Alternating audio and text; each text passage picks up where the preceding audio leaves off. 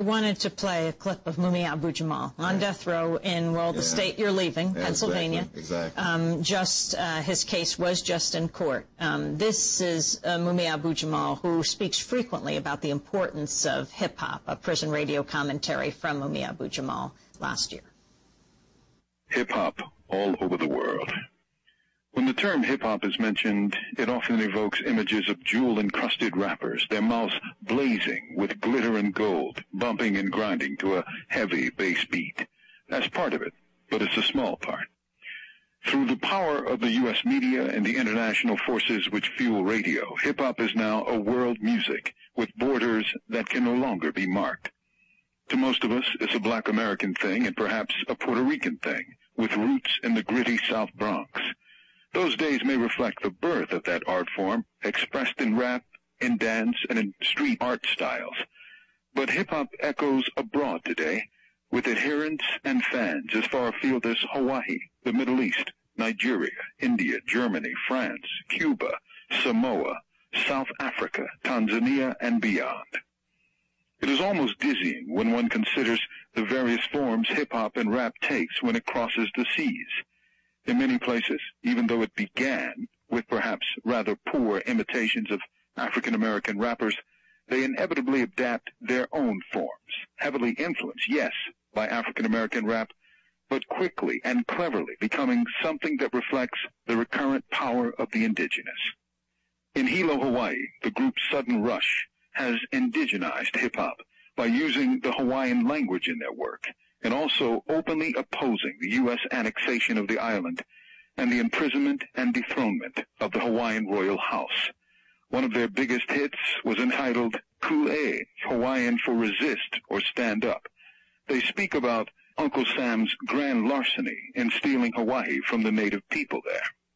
In Britain, hip-hop often takes a more Asian flavor than an African one, as seen in the group Caliphs, which features folks from Pakistani, Sikh, and South Asian families. Interestingly, one of their biggest influences has been the Wu-Tang Clan, a black rap group that uses Asian imagery and language about the Asiatic black man, a reference born in the Nation of Islam's teachings. In the UK, black is commonly used to refer to Africans, Asians, and Caribbeans, in fact, anyone who isn't white.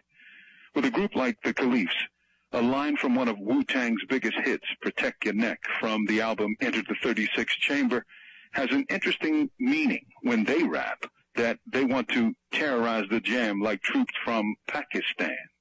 As the Caliphs demonstrate, blackness has many faces and many forms. As many art forms have spread out of black America, once it leaves, it changes and becomes a tool of other people struggling against their own internal communal problems. Around the world, the art form embraces social transformation and has become a voice of many languages against racism, exclusion, poverty, political exploitation, and imperial domination. Those that began the art form probably never saw its possibilities, but there it is. It is a world music, just like jazz or rock and roll.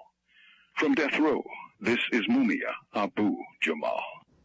Mumia Abu-Jamal, actually a panel of judges, three-judge panel, heard oral arguments to decide whether he gets a new trial. We're waiting to hear on that, but he's talking about the global impact of hip-hop. Yeah, as brilliant as he always is, and we hope and pray that justice would be done in his case and that he will soon be free.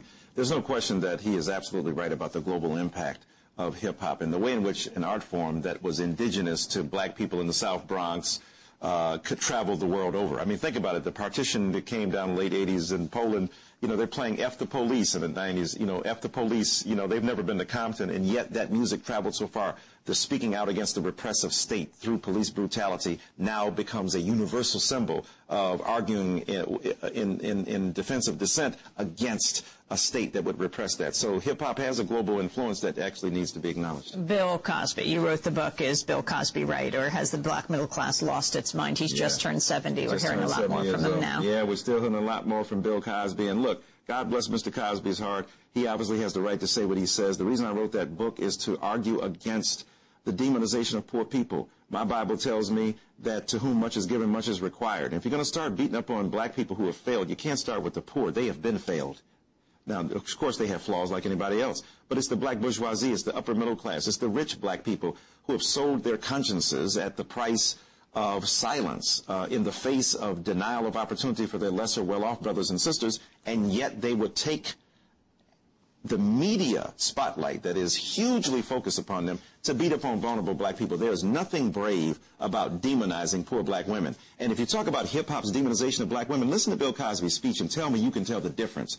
These people and the women having sex with the people coming through, that's gangster rap against and vicious vitriol against poor black women. The people that have one daddy and two daddies, he said pretty soon you're going to have a DNA card in the ghetto to determine if you're making love to your grandmother. That's pretty vicious. We're going to have to leave it there. Michael Eric Dyson, thank you so much for being with us. His latest book is Know What I Mean, Reflections on Hip-Hop, now at Georgetown University, where he teaches theology, English, and African-American studies.